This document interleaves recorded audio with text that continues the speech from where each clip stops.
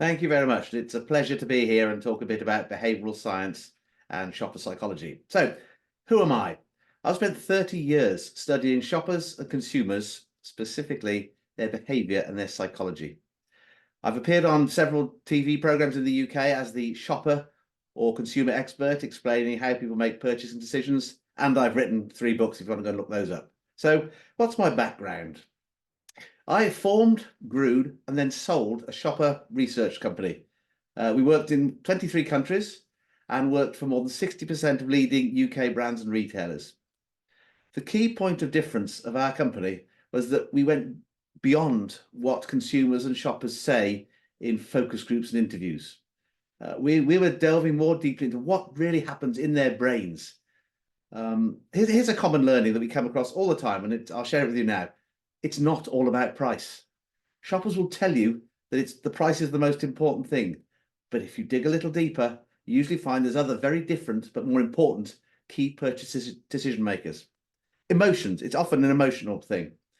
I sold my business in 2019, just before COVID, and now I specialize in helping businesses unlock the power of behavioral science and transform their performance using psychology-based insights. In essence, I explain how customers think and make decisions so that my clients can engage with them more effectively. So here's insight number 1. Humans aren't rational. We're wired to hunt and gather, not knowing where the next food will come from. But today, thousands of years later, we overshop, overbuy, and overwaste, partly because of evolution. And the first problem is that brands and retailers think shoppers make rational decisions. They don't. Shoppers aren't professional buyers, they're humans. I don't know of any university courses that combine evolutionary psychology with marketing and design, and that's the opportunity. Nowadays, customers spend billions on advertising and marketing, but most of the time they fail to even consider psychology and behavioral science. And yet there's overwhelming evidence that psychology beats design almost every time. It generates more awareness, appeal, engagement, and sales, just from aligning brand messages with the minds of the customers and potential customers. I'll finish answering this question by saying I implore anyone responsible for marketing and communications to ask the designers this simple question: can you please show me the psychology in this design? Philip, in your book, you explore how purchasing decisions are made in a supermarket. In your book, Supermarket Shopology. Instinctive, emotional, rational aspects, cognitive biases, how are they related in this decision-making process? Okay, let's start by stepping back in time. Humans have been on this planet for 300 million years, and we've been evolving all that time. And when we first started to evolve, we had what we call the reptilian brain. That's the very old brain deep in our brains, and that deals with your heartbeat, and blood flow around your body, things like that. It just keeps you alive. Then as we evolved, many years later, we developed the mammalian brain. Now this is all about emotion and what we call the 3 Fs. They are fight, flight, and find a mate. Now, although we're a modern creature now, we are still hardwired to think in terms of fight, flight, and find a mate. And the third part of the brain is the neocortex. Neo means new. And that's allegedly the part of the brain that makes us more intelligent than other creatures on Earth. In my opinion, it simply allows us to come up with an excuse why we just did something really silly. And so this is how the brain is built up. And in terms of marketing, sales, communications, think of it as emotion decides and reason justifies. I'll give you an example of an expensive designer belt, say a Hugo Boss belt that holds trousers up. That's what it does. Somebody sees it in store and they think, wow, that's a nice designer belt, although it costs $200 US. It's a nice belt. And the old brain thinks, I'm going to get more partners wearing that because they're going to think I look good in this belt. And the modern brain is saying, don't be ridiculous, don't be ridiculous, it's $200. The old brain says, yeah, but it might get me more partners. And so the brain has an argument with itself. And then because the older brain is so much more powerful than the new brain, the person ends up walking out of the store with the belt, especially if there was some excuse to give the new brain a reason to buy it, such as a small special offer. And so as that person then goes out that night wearing this new belt, which may well be covered up by a jacket, they think other people notice the belt. So they have more confidence. So they chat to more people, and it's a numbers game. They probably end up having dinner with more people, more partners. So this is how the brain really does it. That's emotion giving you the reason to buy. So as I said earlier, when it says that people say price is important, no, emotion is more important nearly all of the time. So that's the Hugo Boss example. And then another way that the brain goes shopping, we have these things called cognitive biases. This is the way our brain has evolved to be irrational, to be perfectly honest. For example, here's a cognitive bias. It's called loss aversion. It was widely talked about by Daniel Kahneman in his book, Thinking Fast, Thinking Slow. Look it up, it's a good read. And what this means is if you find $20, it feels good. If you lose $20, it feels twice as bad. So pain is twice as emotional as gain. So whenever you're talking about special offers, you're much better to say save 20% than here's 20% extra. And that's the way the brain does it. We are wired to avoid losses. Another cognitive bias would be FOMO, fear of missing out. So how does this affect us when we go shopping? As soon as you see a sign that says the sale ends Saturday, you have to buy something because you might miss out and you don't want to, because you're wired not to miss out, because back in our ancestors' days, you didn't know where the next meal would come from. A similar one to FOMO is scarcity. So this is as soon as you put a limit per customer. So limit 5 per customer, people think they've got to have it because, again, it's going to be scarce and they fear missing out. During the recent COVID epidemic across Europe, I don't know about that part of the world, there was a shortage of toilet paper because everybody was stockpiling toilet paper. And as soon as the retailers put signs up saying only 2 packs per customer, sales went berserk because it was scarcity again. And just to finish off on cognitive biases, any marketer should Google and follow what's known as processing fluency. This is the way our brains are, again, wired incorrectly. I'll explain it in a moment. Just bear this in mind that the brain makes up 2% of typically your body weight, yet it takes 20% of your energy to run. So if you want to lose weight, think about it, is the joke I say. But so the brain actually, if it sees 2 products in a store or on a website and mentally compares them, it will prefer the one that's easy to think about. Our brains misattribute ease of mental processing with liking a brand more. So that can play out again in shopping with another one called the mere exposure effect. The more times you see something, the more used to it you are, and so the quicker you can process it, so the more you like it. So that's just a few cognitive biases of how our brains, again, aren't rational, and they make some strange decisions, but we are predictably irrational. You say that we have 5 modes of shopping, and I'd like to ask you to tell us what they are, how do they differ, and how can industry and retailers can use these 5 modes and to better save the shopper, and in which of them, and how can they make better options to the shoppers, and how can they use. And please, if you can explain us better how to use these 5 modes, it would be great. No problem. A lot of brands and retailers think all shoppers are the same. They're not. And this 5 modes of shopping is not based on any spoken word about what shoppers think they are, who they think they are, how they think they shop. This is based on detailed filmed analysis of hundreds of thousands of shoppers really shopping. And we've identified 5 different modes. And as a brand or retailer, what you need to do is understand the profile, how many of each mode you've got. And once you know that, you can tailor your offering to meet that sort of shopper's needs. So I'll explain each one in a bit more detail now. So firstly, we have inexperienced shoppers. So if you launch a new brand or a new product that's never been there, people don't understand it. So they will be inexperienced. So what you need to do is to educate them. So that means they need information, they need time, and they need space. So one of the poorest examples of launching a brand new type of product is putting it on an end cap or a gondola end. That's usually the busiest part of the store where people haven't got time to stop and wait, and they block the main aisle. So that's no good for new products on gondola ends unless it's something they already know about, because these people say they need time, space, and information. The second mode is experiential. These are the shoppers that use more than just visual cues with which to make purchasing decisions. So some examples are a lot of people smell cheese. They do it subconsciously, but they still do it. They pick it up, put it in their noses. They will shake cereals, boxes of breakfast cereals, to see if they rattle, to see if they sound fresh, and how full the box is. These are the sorts of things we do. We don't know we do. Even the different sorts of packaging change our perceptions of what a product's like. If it's in glossy film, we'll think one thing. If it's in a paper pack, I think it's another. And even the underfloor sensation of the soft floor or a hard floor changes the speed we walk in an aisle. So experiential shoppers use multi-senses to make decisions. The third mode is considered shopping. These are the ones, imagine you're stood in front of a ready meals fixture, and what do you fancy for dinner tonight? Do you want Italian or Spanish or Portuguese? And you're considering what to choose. These shoppers, again, need time. They need a bit of space, and they also need a genuine reason to buy one brand over another.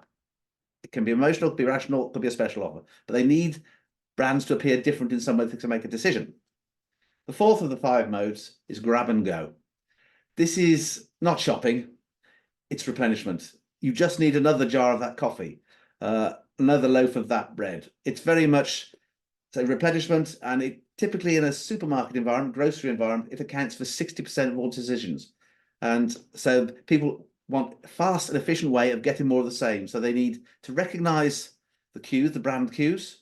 So it might be a color, might be a logo, might be a name. They need to just navigate to the sub variant they need and pick it up and put it in their basket easily. And that's the way you deal with grab and go. And finally, there's impulse. Impulse shopping is when you're just walking along the store and you see something and you say, oh, I fancy one of those. I'll just have one of those. It really is spur of the moment, see, want, buy. And that can be 15, 20% of the shoppers of that mode. So there's the 5 modes. And in some stores where you don't buy these things very often, there'll be lots of inexperienced shopping. So you need to address those customers' needs. In other stores, like C stores, where people go in for 2 or 3 items very often, like 7-Eleven stores, then it's lots of grab and go. So take a look at the store, and it's not just the store, take a look at the category, because even in the same store, categories can have different profiles of shopper modes. And get the shopper modes right, shoppers like it much, much more. Get it wrong and they really do not like it. Philip, there is a whole psychology behind promotions and how we perceive offers. What can you tell us about it? You're absolutely right. And promotions is such an underrated opportunity. Just to give you our credentials for understanding promotions, we've even put people in a $5 million fMRI scanner and scanned their brain patterns as we showed them different special offers as part of a project. And we analysed which parts of the brain responded to which special offers. And there were surprising differences. So, for example, if it's free as part of the special offer, so buy one, get one free, then the much older reward center part of the brain lit up because it was something for nothing, and that's what the brain likes. However, if it was a multi-buy, 3 for $10, for example, then the neocortex took over to work out if it's 3 for $10, how much each. So different special offers have different needs. And then another example is what offers actually do. I'll give you some examples here. So we were analyzing people buying cans of beer, and we saw that this one shelf edge label was performing much better than all the others in the category. I mean, much better, double the sales. And we thought, well, what's this special offer on this sign that's different to all the others? It happened to be in a different color. And we looked at the sign, and it actually read, "Thieves will be prosecuted." It wasn't an offer at all, but because it was a different color, it gave that brand additional standout. And when you're faced with 100 different beers in a store, your brain seeks to reduce choice. And if you've got 10 beers with a special offer out of the 100, you will shop between the 10 on offer. It's not the offer that's selling it. It's the fact that it's standing out more than the other 90. Another example of the same thing is we've done this. We don't condone smoking, but we've done this in Russia and in Turkey. And that's simply putting a 20mm yellow frame around a particular brand of cigarette on the display in the countries, as I said, where you can still display cigarettes. And just this yellow frame increased sales in Turkey by 150%. It was just a yellow frame. There was no offer, but it gave it that added standout. And that's how important standard is over the offer. And one more to show that people don't respond to the offer, but do respond to the additional standout is a buy one, get one free offer for tins of beans. Couldn't be simpler. Buy a tin of beans, get another free. we had the cameras up watching what was going on. And during the study, 41% of shoppers walked away with 1 tin of beans. The second would be free. So sales went up because more people saw the offer, but they didn't buy more because they didn't read the offer. That's how offers work. So you don't have to give away all your profits with bigger offers. You just want to go for getting more standout. And one final point on special offers. There are these really cheap, dirty bits of printed shelf edge labels. They're the promotional labels that the stores produce, often from a template, where they explain details of the offer, and they're often printed in store, so they're definitely from a template. This is a massive wasted opportunity. It's an opportunity for that offer to be made as impactful as possible. I'll give an example from chilled juice, cartons of chilled juice on a multi-buy. One chain of retailers, this is in the UK, was suffering lower sales than the others. And they all did multi-buys. 3 for £10, 4 for £8, 2 for £9. They all did multi-buys. And in the other chains, they all led with 3 for £10 or £4 each, or 4 for £9 or £3 each. They led with the deal and then followed it with the unit price. The store that had the problem, the biggest store, Tesco, led with the unit price, and it was £1 something each, or 3 for £5, I think it was. And they were losing sales. And we explained to them that quite simply, what they were doing with their shelf edge label, they were anchoring people to the number £1 each. So people were buying 1, as opposed to the other people were anchoring them to a number of 4 or 5. So people were buying more. So all they had to do, this massive chain of supermarkets, was switch their offer. They led with the multi-buy and then followed up with the unit price. And their answer was, we'd love to, but we can't. It's a template. So that's how intelligent retail can be sometimes. Philip, you mentioned some cases, nice cases for products. Do you have any case for services? For example, restaurants, consultant business that you can mention to us? Yes, yeah. I'll go through a range. I'll try and cover the different human senses. And this is stores. It can be restaurants. In terms of restaurants, there's a wealth of psychology out there now on menu design. I won't touch on that too much today, but so many different things. Google menu psychology because it's a massive opportunity for restaurants. But here's some examples of things we've done in the past and the resulting sales increases. So we're not designers, we're not marketers, we are behavioral scientists. So this proves the power of behavioral science. The first one is we put a coloured panel on the door of the store, the bottom half of the store door, and it was coloured with the purple of a leading brand of chocolate, Cadbury, in the UK. And on it was written the word milk. So we hadn't said chocolate, we just put purple on the word milk. We put this panel in the door. This does what we call in psychology prime shoppers. So as they go around this store, they don't know they've seen this purple and the word milk. They're using up their sugar supplies as they're shopping and picking things up and making calculations. And they then think they need to desire some more sugar. And this is where the prime comes in. And during the time that cardboard panel was in the door, sales of Cadbury chocolate went up 29%. Compare that with how much some people spend on marketing initiatives that do far less. Just a purple, that's priming. And we can take priming further. In another group of stores, and this has happened in India, in Australia, and in the UK, we pumped a particular aroma into the stores, very low key. Of all the people spoken to, not a single person said they smelt this smell, but during the time it was permeating through the certain parts of the store, sales of that category went up 40%, 40. So that's aroma. Now I'll touch on sounds, a couple of sounds ones. Music, one is in wine stores. So wine stores were playing music and they did some research where they changed the style of music on different days. On days they played French music, sales of French wine, it went up 72%. And on days where they played German music, sales of German wine went up 78%. Nobody even really noticed the music. So that's the power of background music. And another study on music again is in the USA, they played music, well-known songs in some grocery stores, but they played them 6% slower than their normal speed. And that's slowing them down indiscernibly little amounts. And nobody could tell they've been slowed down. But during the time the music was being played slightly slower, shoppers spent on average 12% longer in time and 18% more in dollars. So that's the power of sounds. And then I mentioned floor coverings earlier. We did a project where we were selling home furnishings. And in one area of the store, we put 2 layers of under-carpet soft cushioning under the carpet. So it felt much softer underfoot. Nobody noticed it. But during the time that was there, the brand that was just being displayed adjacent to the soft floor covering, sales went up 350%. And it's just the floor covering. Nobody noticed it. This is how we're constantly, as shoppers, receiving input to all our senses all the time and making decisions based on what we're receiving. And one last one that's a lovely one is that if you look at pack shots online or in store, sales might do something, but not much, because pack shots don't perform well. If you add a person to the pack shot, so somebody looking at it, somebody drinking the cola, somebody holding the can of Coke, sales go up more. But here's the clever one. If you put 2 people in the picture, so 2 people with each other in some way, and then the pack, sales go up even more again. So all these little ways that we can dramatically increase brand performance. And it's not marketing, it's science, but so many people don't use it.